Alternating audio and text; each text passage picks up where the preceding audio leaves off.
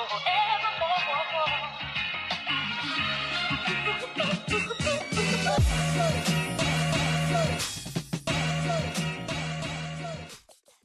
love watching Nikola Jokic play basketball. I also know that he loves that I love watching him play basketball. Otherwise, he wouldn't make plays like this. Now Nikola Jokic going to work on Dedmon. Going to power it up. Behind the back, Lyles off the glass. Yes. Oh, what a pass. A beautiful no-look behind the back pass for Nikola Jokic. Or this. Bradley. Baseball pass. Murray's got it. And he puts it away.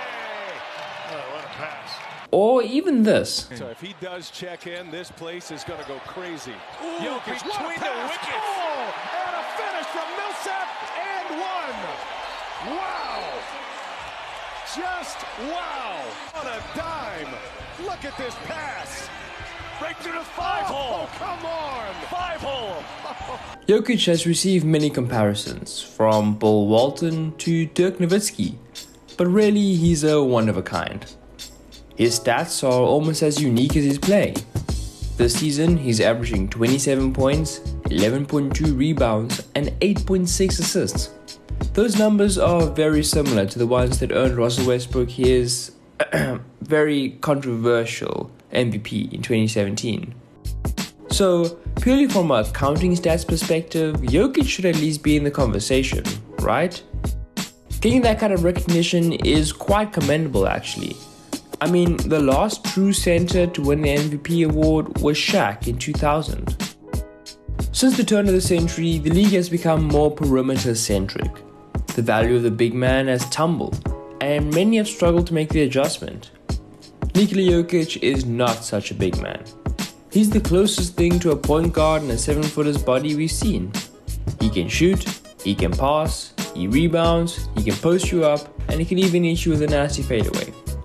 He can even defend a little, but we'll get onto that a little bit later.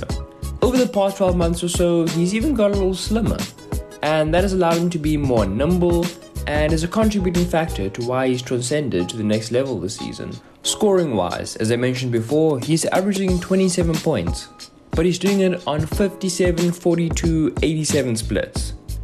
So basically, he's scoring 27 points per night on nearly 60, 40, 90 splits. That's some ridiculously efficient offense. That has also resulted in his 65% true shooting percentage. That scoring holds up at the end of games as well. He averages 4.2 points in the clutch, which is 5th best in the league. Do you want to hear something crazy?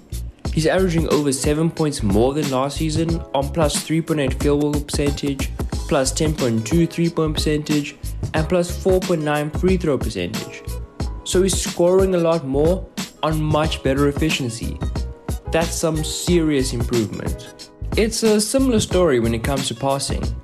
More assists and fewer turnovers this season.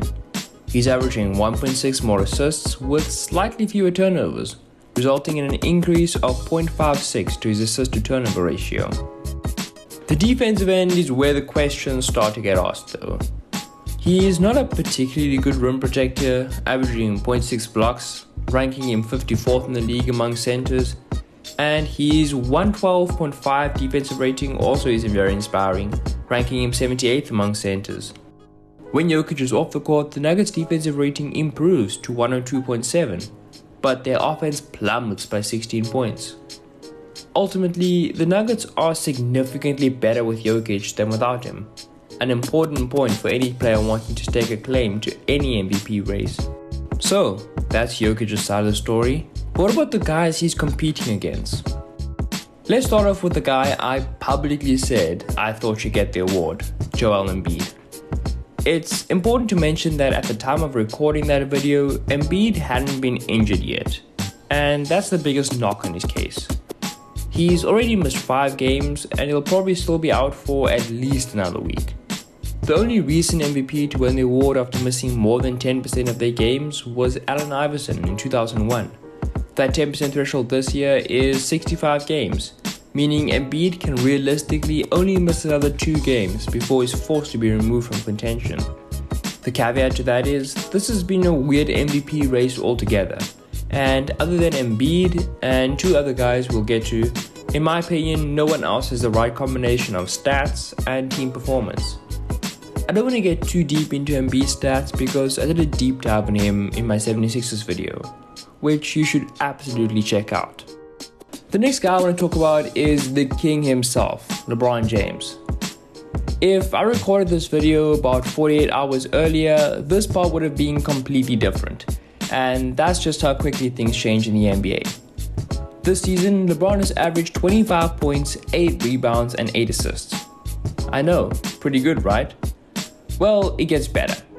The Lakers are a negative 3.9 net rating with him off the court, but they're a positive 9.8 with him on the court. That's a 13.7 point swing.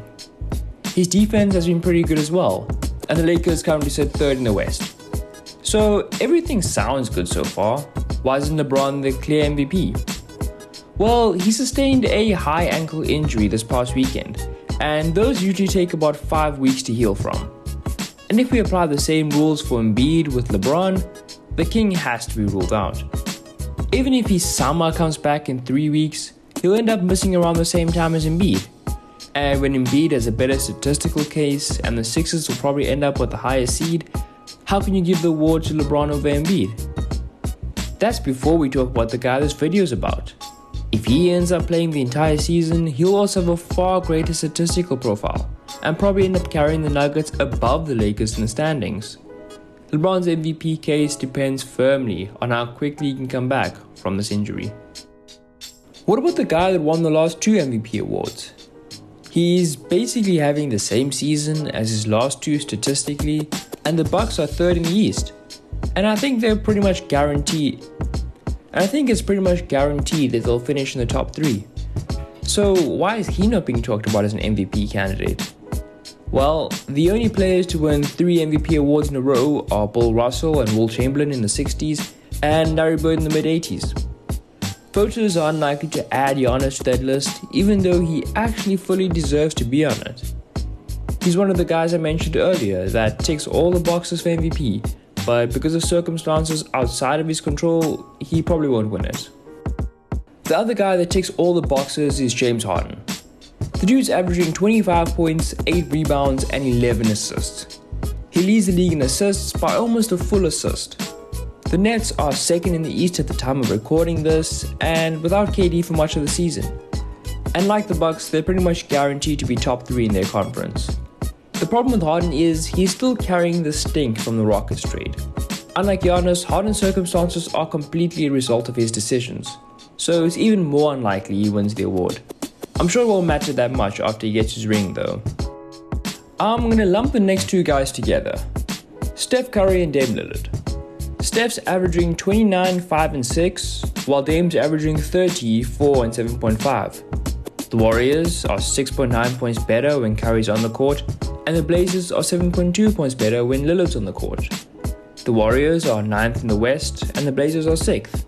The Warriors have been without Clay for all of the season and Wiseman for a good chunk of it, and the Blazers have been without CJ and Nurkic for most of the season.